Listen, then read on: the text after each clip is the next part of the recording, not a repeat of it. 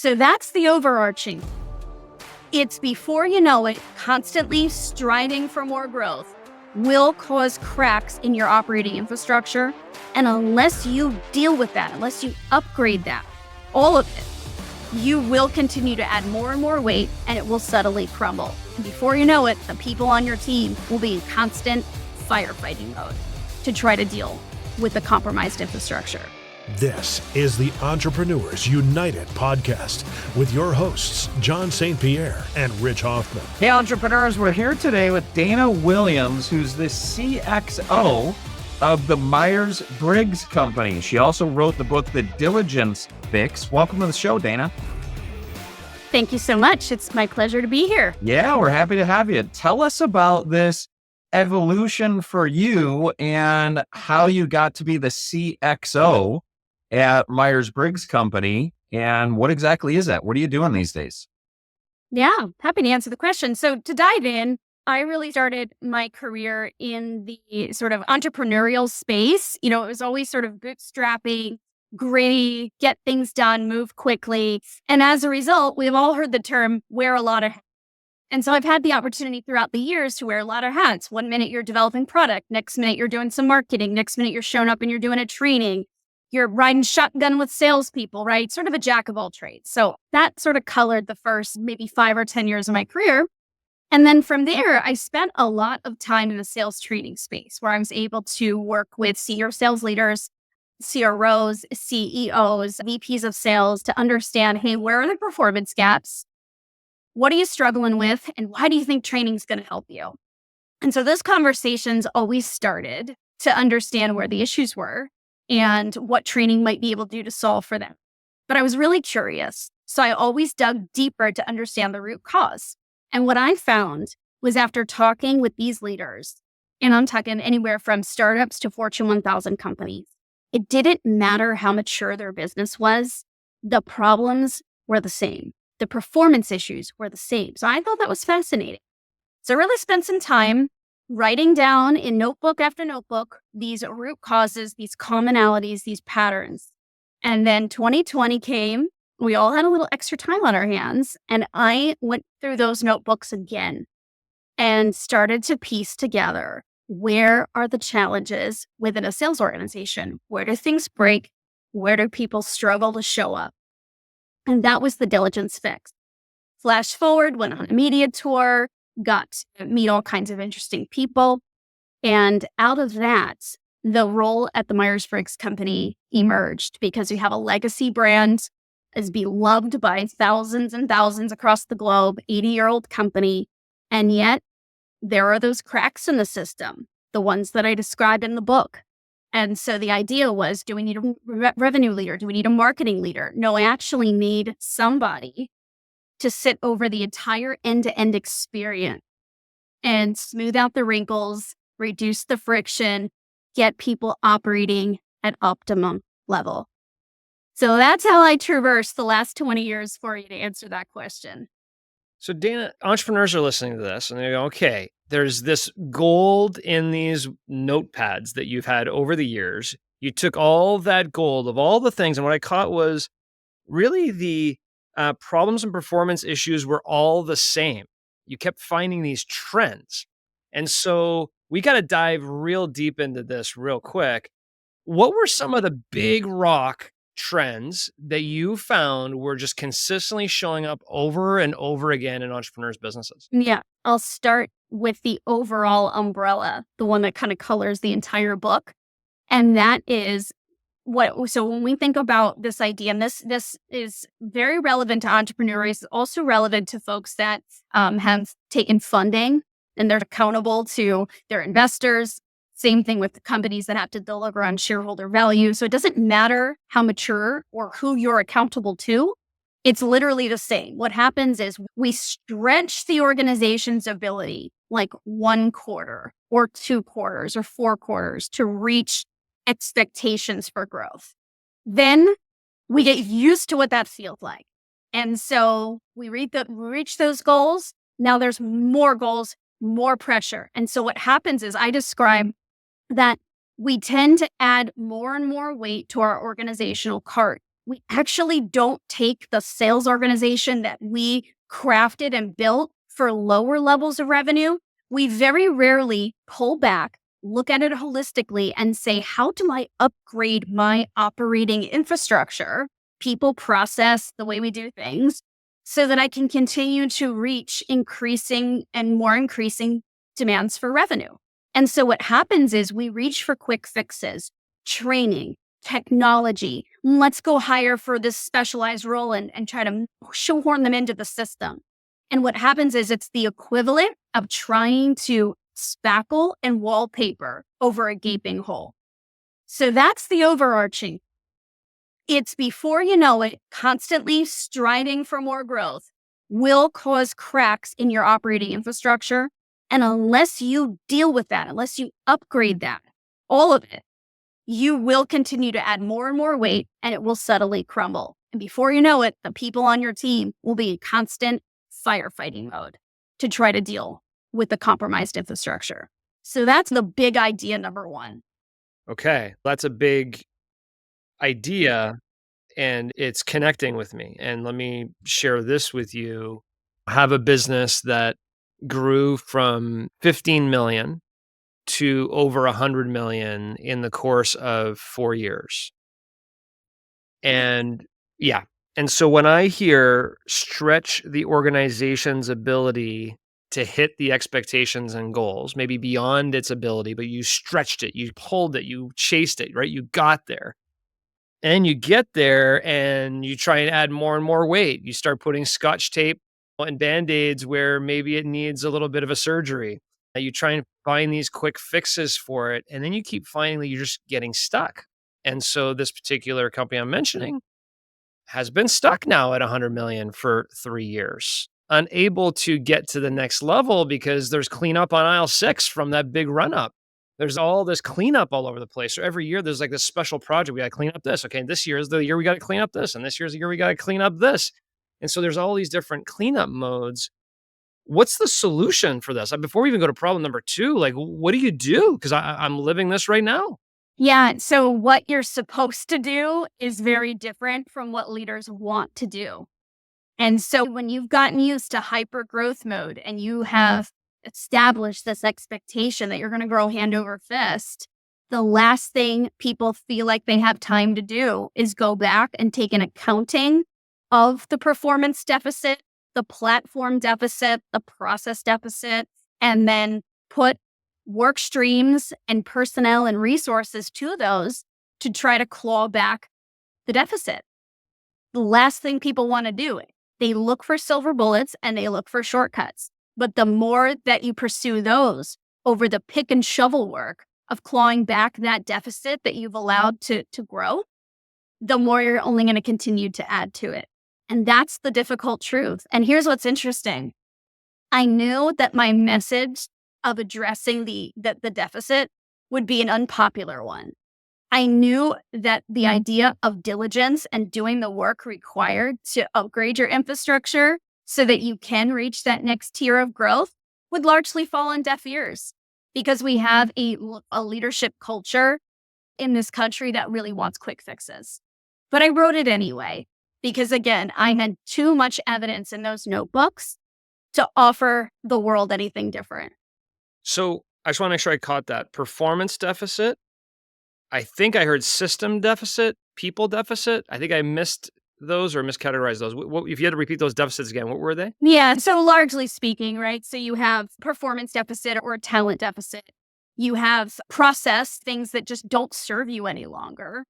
And then you also have platform or technical, like just I chair the ATD Self Conference every year. It's sales enablement leaders, but it's a therapy session where they come together and they lay bare what the issues are. These are people that live with the creaky infrastructure every day. And the thing that I hear year after year, our tech stack, it's gotten so big, so unwieldy. People are constantly swiveling in their chairs. Guess what? There's a productivity cost to them. It's an example of a deficit. Okay.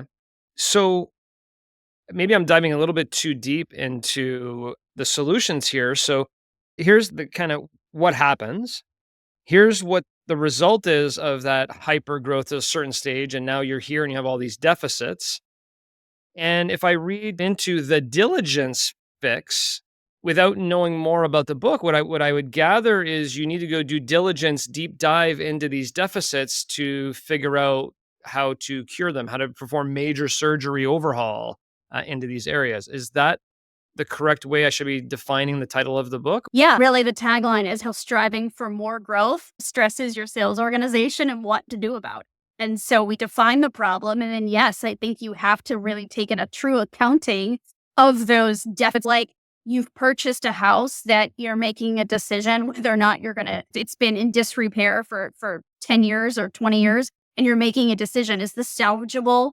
Is it going to be condemned? What do I do with this piece of property? It's no different. You're there, you're assessing it, you're bringing your experts in, you're trying to understand the state of your operating infrastructure, of your revenue organization. And that's not just your boots on the ground frontline sales organization. That's the middle part. Upstream, it's marketing, it's sales, it's customer service, it's customer success. Anything that we would consider the customer experience, that is anybody who touches the customer, that is your operating system. That is your sales infrastructure. That's what you're taking in account of. Those function separately, but then how does the ecosystem serve or undermine revenue? So that's number one. And then number two, it isn't like you do that and then you wait to do anything else. You need to stop the bleed. You got to stop the continued deterioration. And that's where part two of the book comes in. Part two of the book gives you like the dimensions of diligence that you want to cultivate as part of your culture, the way people behave, how people are held accountable, so that you can start to get some gains back into the business. Love that. Rich, it sounds like I need this book. I love what you've identified, Dayna, as a relatively universal need. And not that everyone has the need now, but everyone eventually will have the need if they don't now. And Right. that need is to take that inventory of process and performance and platform. So I'm getting that you're saying, here's where to dig. X marks the spot. Can you be a little bit more directive about the how to dig? If you were working with me as an entrepreneur and you said, why don't you take inventory of a performance deficit? You go, okay, never really done it quite like that. Never called it that before. What am I doing to take inventory of a performance deficit? And then I have a similar question about process and platform, if we could. Yeah. So why don't you give me a real life example and we'll dig into your real life example. If you think about folks that you work with or even conversations you have with other entrepreneurs, what springs to mind? What's an example of something that sort of keeps people up at night or they realize it's a true sticking point? And then let's unpack something real. John, I'd actually flip that to you. You said you're experiencing this now. So you would be a great example of, so what are you experiencing that she could real life work with you through on the process? I would say I'll let you pick one of these two. One of them is the culture of the organization has moved away from a performance-oriented culture to results and more to, does everybody enjoy their job? Is everybody feeling comfortable? Do we have the right benefits? Or is everybody in the right spots? And so there's a little bit more of less accountability to results and more trying to make sure that everybody's okay and happy in their jobs. That was one performance deficit we have right now. If you want to get more technical, I could say a performance deficit is margins, where call it what you want, the ballooning organization, you're adding more weight in the organization, your overhead balloons up to the point where your overhead is much bigger than your current size because you didn't keep growing. And now you have a performance deficit on the margin side of your business because you ballooned too big, thinking you're going to just continue on this track and it stopped a little bit. And so you got to correct that performance issue. So those would be two performance deficits I see right now that I'm dealing with currently. And if I can't make a nudge to the first one, because I've seen the first one with a number of entrepreneurs who would say, just culturally, the movement has been towards, let's make sure everybody's happy. Let's make sure we have a good employee net promoter score. Let's make sure everybody's okay with what's happening. Everybody's being heard. There's inclusion. And to be too hard on results, sometimes people can feel like that doesn't make me happy when I'm missing goals and I'm held accountable to that. So I think you nailed one, John, that I think a lot of entrepreneurs can resonate with. I'd love for you to dig into that one if you could with John, Dayna. Yeah. And actually, the funny part is I actually think they're strangely connected, right? One's the bigger issue, and then one's sort of the outworking of a culture that's taken its eye off results. Here's what I can tell you. In my role today, I can completely relate to what you're talking about because our business, we're proud of being a B Corp.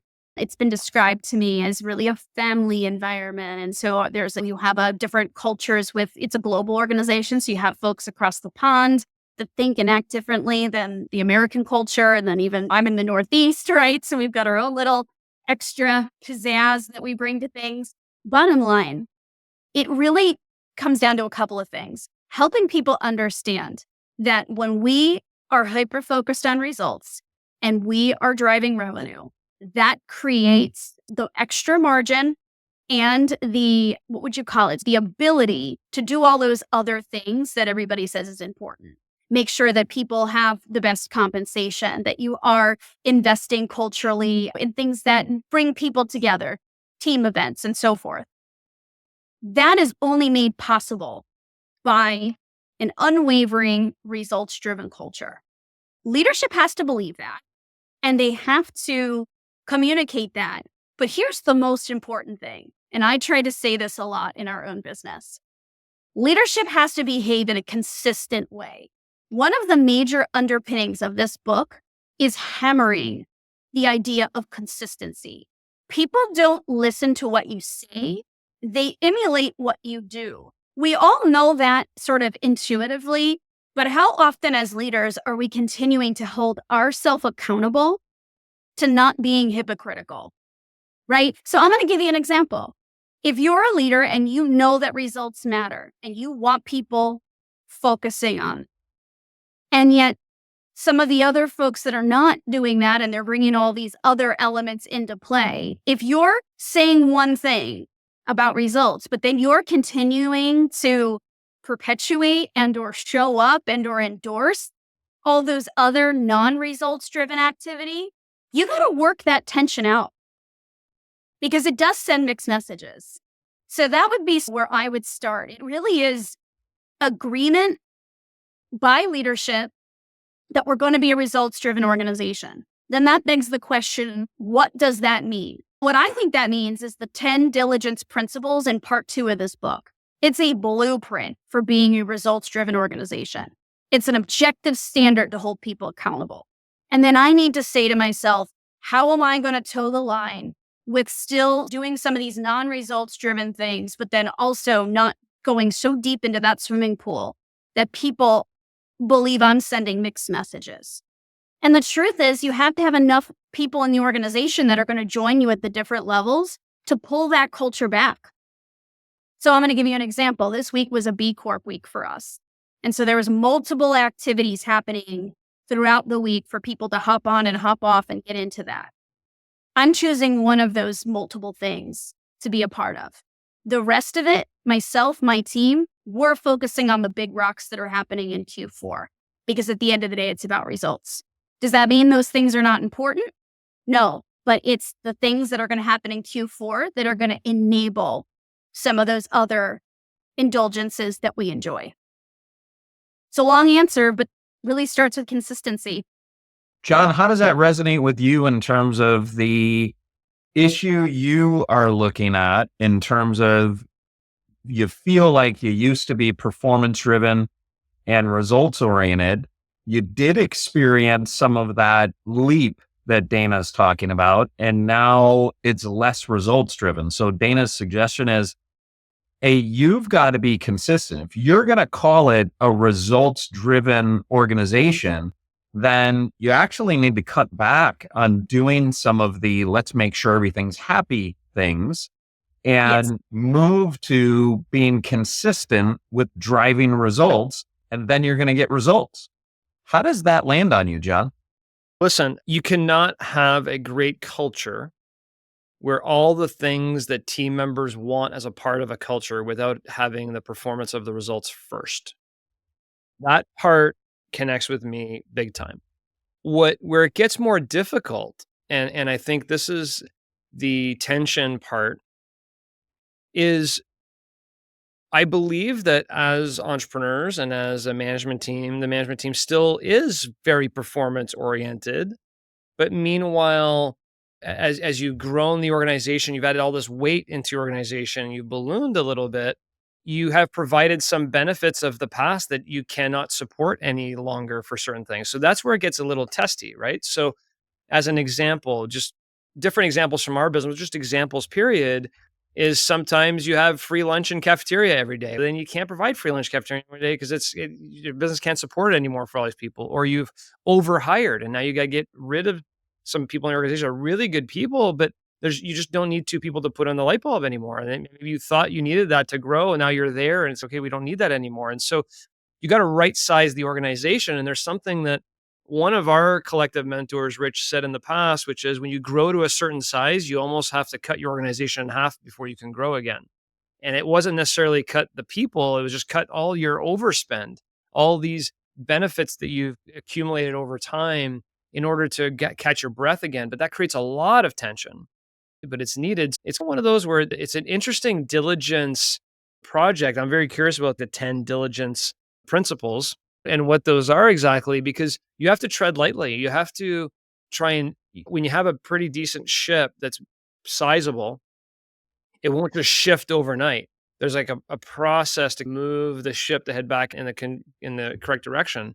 So I connect with all of that. I just want to learn more about, okay, what are the principles? What should be done first? How do you diligence this? How do you make the necessary moves to regain your performance culture without changing completely the culture of the organization or having too many disgruntled people because you took away some of their health benefits or you took away some of their cell phone allowances or you took away some of their teammates as you try and right size the organization. That's where it gets very tricky. John, come there in just 1 minute on the principles. And Dayna, I'm ultimately going to ask you I'm going to ask you a question, then I'm going to ask you about some of the principles. I just want to go first on when you were talking about family environment. And I think a lot of smaller businesses, and smaller could be under 100 million in revenue. Smaller could be under 100 people on a team. But they really pride themselves on being a family environment. Well, as John was talking, and you have to claw back the free lunch and so forth. What about the idea that people are going to go, you're changing the culture. You care more about results and money than you do the people now. This is no longer a family environment. This is not the company I fell in love with. And it's evolved to become something I'm not sure I want to be part of. Is your opinion on that? You go, the people that say that, then I guess they're not ready for the next phase. And unfortunately, you're going to lose some of them. Or how do you position some of that clawback, but also maintain, we really do care about people. It's not, we're just focused on money around here. How do you send that message? Or are you not worried about sending that message? Like super confused on how we do smiling because we've all collectively made this topic so difficult. So what I try to do is I actually try to simplify things. I mean, my personal operating system is simplification, and it's my gift to the world to try to help everybody else do that too. Bottom line is, if you were to ask 10 people on the street, how do you define culture? You're going to get 10 different answers. I think culture is defined very simply. It's the way we do things around here. Culture is not free lunch, not beer taps, it's not ping pong tables. It's how we do things around here. It's behavioral. And so that's why the diligence principles are so important, because they're 10 ways that we do things around here. It's what we value and it's how we behave. So that's culture. The other thing is, honestly, guys, business is not family. Just because we may have people that we like, trust, respect, value, we may know about their kids or their spouses, it's not family.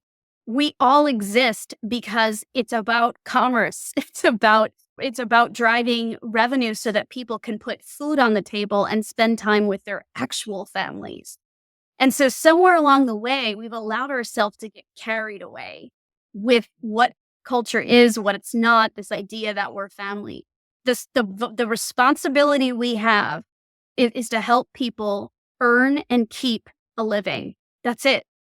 And whatever's necessary is what we have to do. And it takes leaders that are courageous and operate with clarity to continue to pull people back every time they start to stray from that core truth.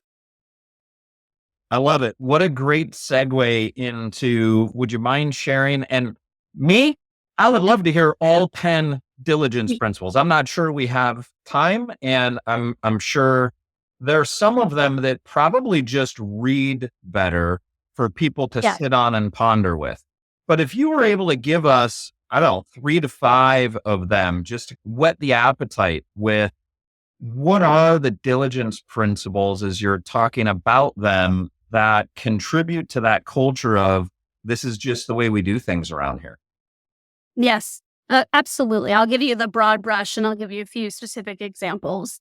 So what's interesting about it, you just hit the nail on the head. What I actually really enjoy about these conversations and when people read the book and they come back and they let me know what they like about it is that it's really like a Rorschach painting.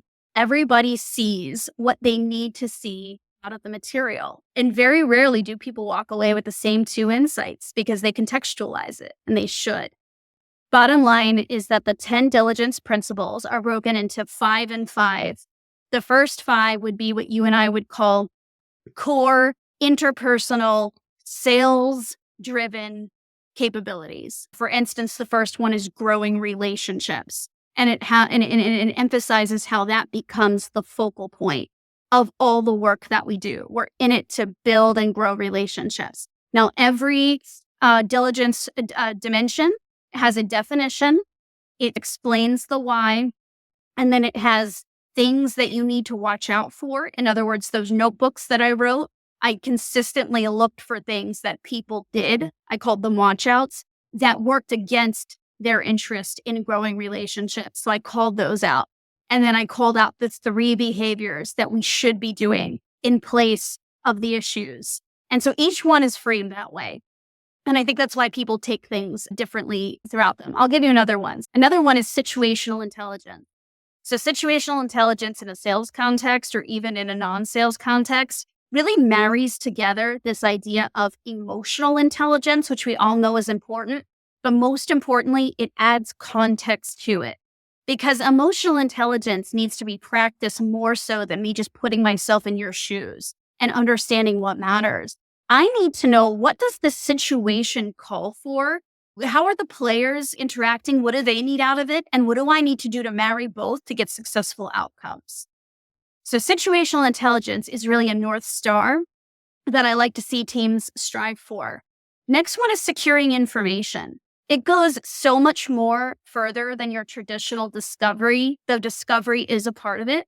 Securing information is realizing that information that we gain from our customers, from the marketplace, when we go to trade shows, whatever it is, that is an asset of the business. So I have the responsibility not only to grab it, but I need to make sense of it. I need to house it appropriately in systems, CRMs, and so forth. And then, by gosh, I need to use that information to advance my goals. So it's so much further than asking questions or good discovery. It's a mindset about the value of information and insight. And then we keep going. Intentional listening, which is listening as a strategy. It goes beyond active listening. It's I actually have a strategy for how I'm going to listen and what I'm going to do with that information. Persuasive communication. That's a whole nother bailiwick, but that's the 5th one. The second 5 are all about personal leadership. So here's the next big rock. So we talked about the first rock, which is cracks in your system and don't spackle over them, do the work. The second one has to do with people. When we train people, whether they're individual contributors, new managers, or anywhere else in the business, why do we always separate leadership training from the fundamentals of selling or the fundamentals of soft skills. We wait until people have been identified as a possible manager contact, a possible manager role. And then we scramble around saying, where can I get this person into a leadership class? We need to be integrated in the way that we develop people. So the minute someone joins our organization, maybe out of college, we are peppering them with the behaviors and the training and the learning that we want them to grow into leaders. By doing that, we have people that are more accountable, they're taking ownership over outcomes, and we're gradually building a best-in-class leadership pipeline just by integrating the way we develop people. So the last 5 are all about that. Personal accountability, service mindset, winning drive. We have one on resiliency. So that's the last 5 really are the personal leadership aspects. Combine them, you have 10 operating principles that are attached to behaviors that will start to gradually change the culture. And it has to be done gradually. Nothing changes overnight. All right. I got the 5 on the core principles side: growing relationship, situational intelligence, securing information, intentional listening, persuasive communication. Then you got the 5 on the other side, which is more the leadership and people side. And I got 3 of the 5. So, Rich, you may have to fill me in. I'll leave it to you. So I got personal ownership, time planning, service mindset, winning drive, and inner resolve. So time planning is an alternative to time management. Time management is a scarcity mindset. Time planning is an abundance mindset, and it's treating time as currency. So information is currency in securing information, and time is currency. So, can we bring this to a practical matter? I have the Amazon page open right now to go buy your book as soon as this is done. Can't wait to read it. And when I'm done reading it, what's the first thing, just based on what you know right now, which is not a lot, but I've shared a little bit, what is the first action you're going to have an entrepreneur like myself do after reading your book? So it's really going to depend on where you're going to come into reading the book, and you're going to focus on one of the many issues that I surface. For instance, you may really be preoccupied with culture and just say, listen, the more I'm thinking about it, we are trying to be all things to all people. And I am complicit in that. I know that results matter. And yet I show up to all these like family oriented committee things and I'm sending a mixed message. So I think whether it's that or it's a performance issue or it's an operating deficit, whatever it is, it's really starting with an accounting. What's working? What isn't? And I think that there's a tremendous amount of clarity that comes from doing something that simple. Now, here's what I will say. Obviously, we won't have the time to go super deep into any of this, but if you guys get the book, read the book, but if you go to the diligencefix.com, the name of my book is also the name of my website. I have a free webinar up there, and the webinar answers that question for you. How do I go about, once I identify my hot button issues that I want to deal with, how do I step my way through getting a handle on where the bodies are buried, so to speak, and deciding how gradually I want to step to a new reality? It's really a companion to the book, but that's really what it is. I don't want to overcomplicate things. It really is identifying where the issues are, and the book is going to be like a mirror for you to help you understand all these range of things that you might have.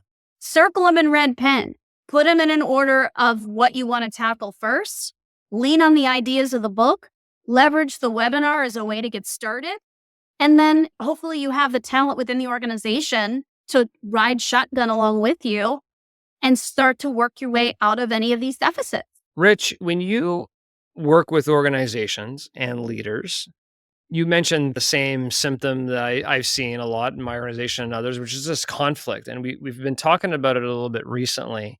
And what I hear from Dayna seems very simple, to use her special talent, right? Which is, you got to know who you are. Stop showing up so complicated. Like, people will respect the fact that you have a performance culture and this is what happens. And as performance results get achieved, then other things happen that helps the culture feel like it's great.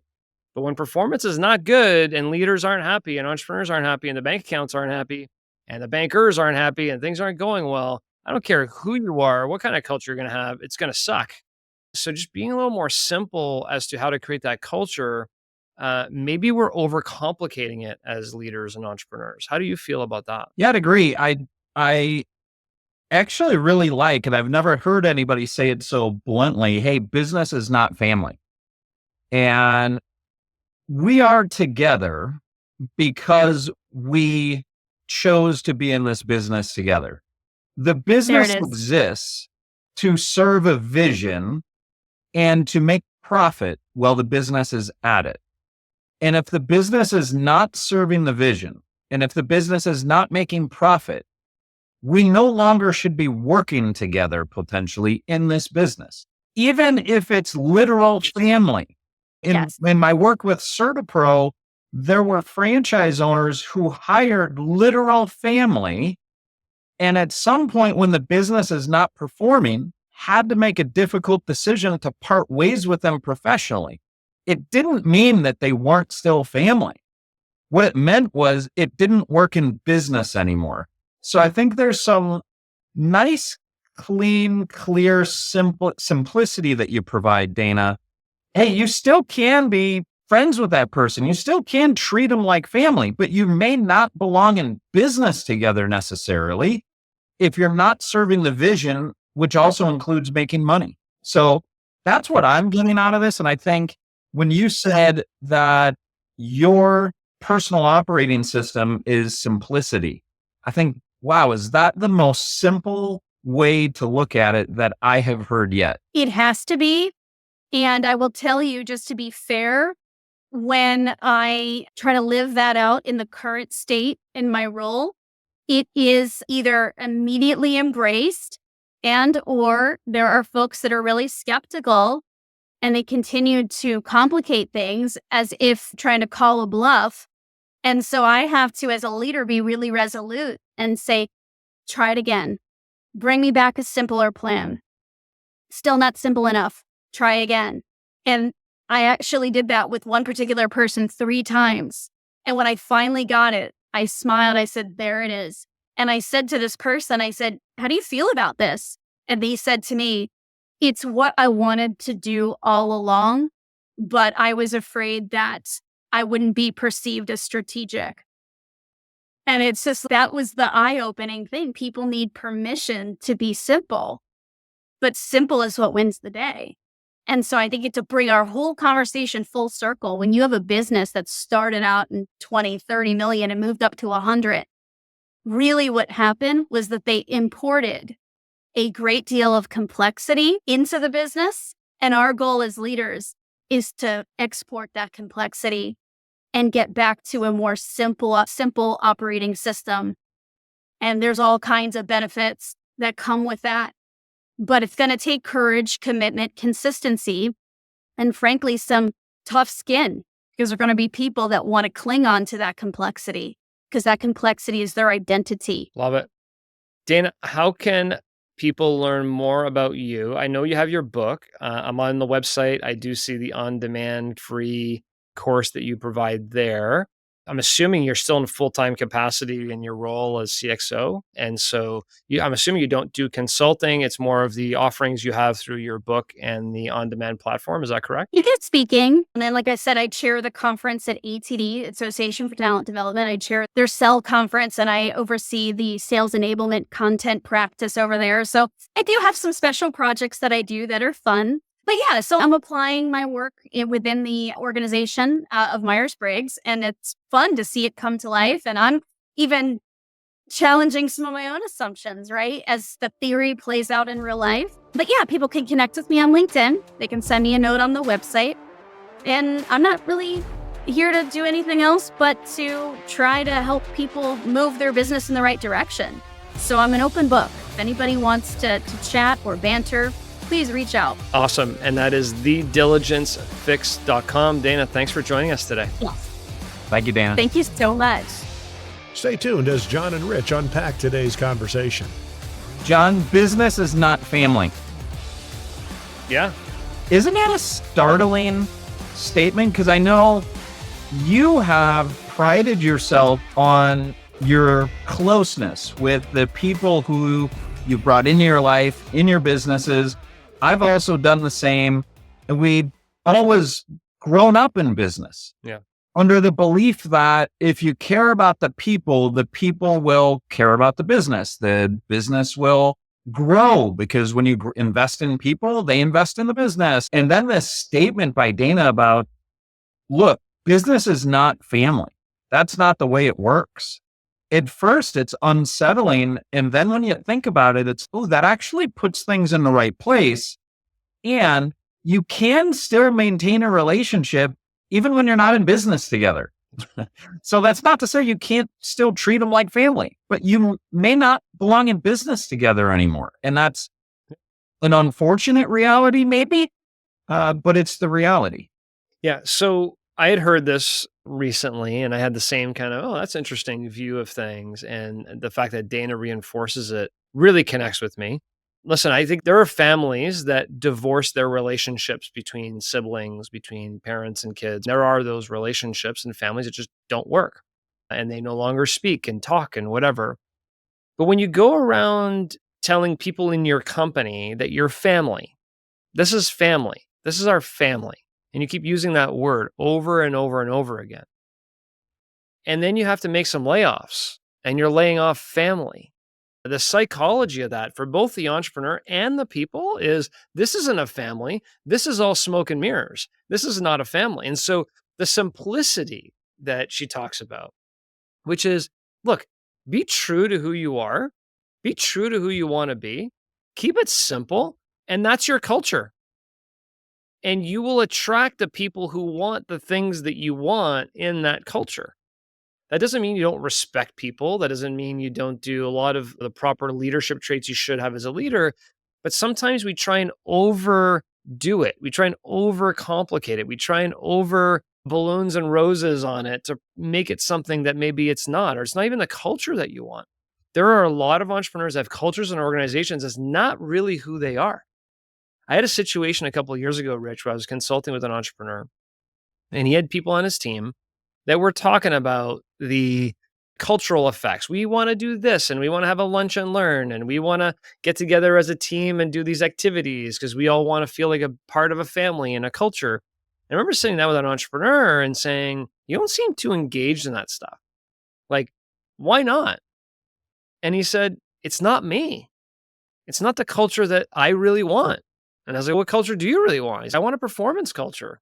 That's what I want. I want this kind of culture, not this. So I'm doing it because my team wants me to do it, but that's not really who I am. It's not the business I really want. I was like, okay, let's change it. Let's make this the business you really want. What do you want your culture to be? This is your business.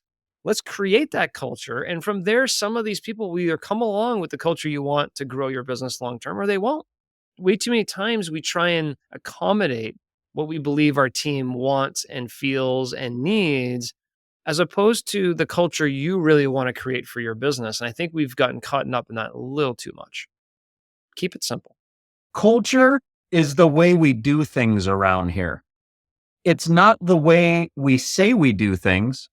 It's not the core values that are hanging on the wall. It's not necessarily even the standard operating procedures that are in writing or aren't in writing.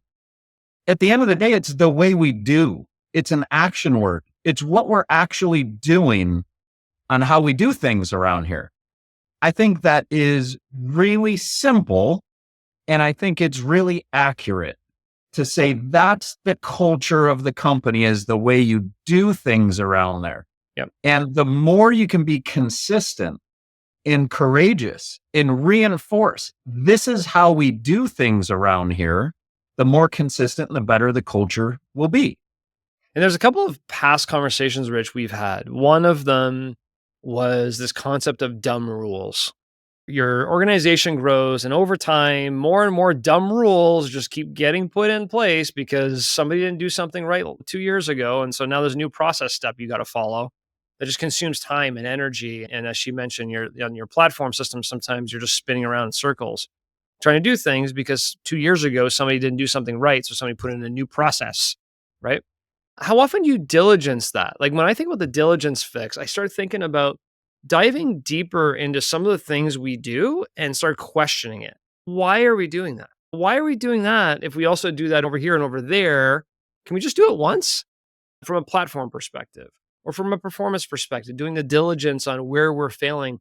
The one area that she talked about from a diligence perspective too, which I thought was really interesting, not something we've talked too much about, was this. It's going to sound negative when I say it this way, but a little bit of corporate intelligence.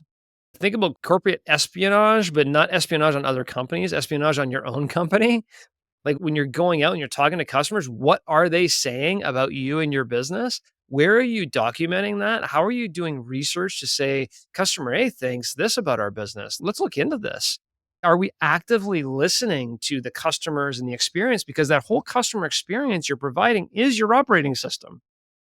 And if you think about it, like we all know, call your telephone company right now. When we get off this podcast, go call your telephone company and try and get something done. And you can see how archaic it is. And you're going from this person to that person to speak to their manager, to find out why you don't get the same deal the new people are coming in and getting. And it's just like this whole archaic system, right, of infrastructure. Our businesses all have those same things. There's a lot of things we do that from the outside looking in, the customer looks at you and go, this isn't well done. This isn't well organized. Are we doing the proper diligence in all those different areas? From a customer experience perspective, I think is a real big opportunity. Do you remember the podcast guest we had? I don't remember the number. In the first 50, it was Gordon Blocker, who's a principal consultant at the Table Group. Yes. I remember, and I've worked with him for about 9 years now. I remember a conversation with him that I was standing on my front porch on my cell phone. And he said to me, Rich, on a scale of making things too complex or making things too simple, which way do you think you lean? And I said, too complex for sure. Yeah. He said, I agree. He said, I think you could work on, in some of your thinking and how you analyze things, it might require that level of complexity, but in how you communicate and how you lead others needs to be really simple, borderline too simple. So it really resonates with me when Dayna says her personal operating system is to work with simplicity. I'm reminded of when I do coaching work with entrepreneurs and an entrepreneur says, I have this particular employee who's driving me nuts because he does whatever it is in meetings and it's a distraction. And how should I talk to him about this? How do I get him to stop doing it? Super simple. Have you told that employee what you just told me? That they're doing something in the meeting that's a distraction to the objective of the meeting and it drives you nuts? Have you said that to him? No? Maybe start there. Yeah. Maybe just say that to him. There's no trickery. There's no magic. There's no psychology to this. It's very simple. Just clear is kind. Just tell the truth and just say what's on your mind and have a conversation about it. And that's an example of just, maybe that's too simple, but gosh, can that work? That's an example of something that we don't need to get too complex on if we could just focus on this personal operating system of simplicity like Dayna.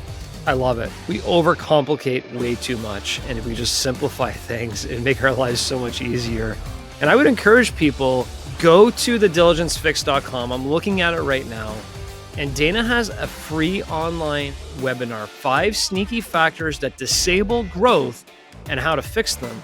And the one thing I'll connect with Dayna, I think all entrepreneurs should connect with, if you don't fix these areas, you'll have a hard time growing, but you could also go the other way and the whole thing can come crumbling down as well. So do your diligence, get simple, dive in your business, and I encourage you to go listen to that webinar.